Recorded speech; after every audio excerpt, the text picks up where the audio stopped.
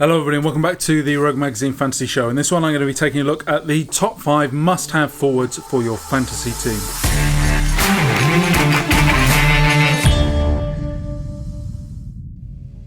The World Cup is obviously the showcase event of the rugby calendar, and there are plenty of quality players on show. But who are the fantasy beasts and who are the fantasy busts? I'm going to kick off my top 5 players with Scotland captain Stuart McInally. Now, he had a superb Six Nations campaign, delivering an average of 27 points per game. He also managed to deliver 30 points in Scotland's resounding defeat to the French in the warm-up games. He missed out on the 2015 iteration of the competition with a neck injury after having shifted from number 8 to hooker 2 years previously, and those ball-carrying skills have already proven to be a huge boost for the Edinburgh player.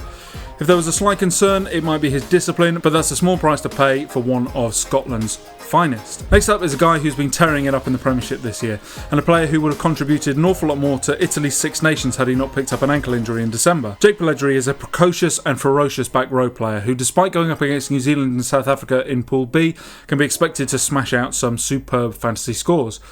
43 points against France and 51 against Russia in the warm-up sits alongside a 39.23 points per 80 average in the Premiership.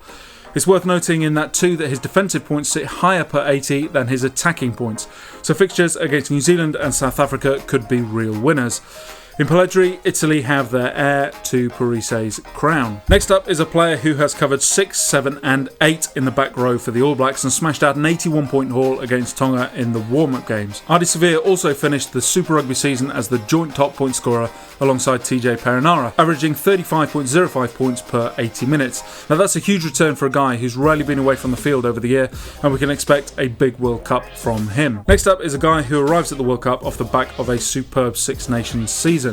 He's also recently had the honour of being named the Irish Rugby Writers Player of the Year. James Ryan is proving himself as a world-class lock forward and a fantastic fantasy performer, rarely dropping below 30 points per game.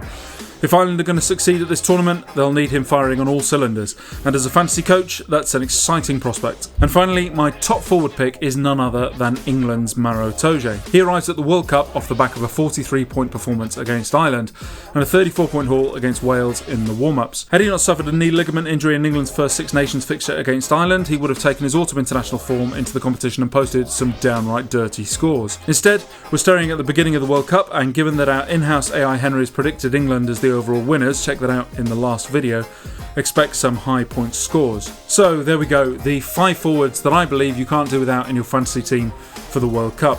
As ever, hit that like and subscribe button, follow us on your favourite social media channel, and look out for the next video where I'm going to be taking a look at the top 5 backs that you need to have in your fantasy team.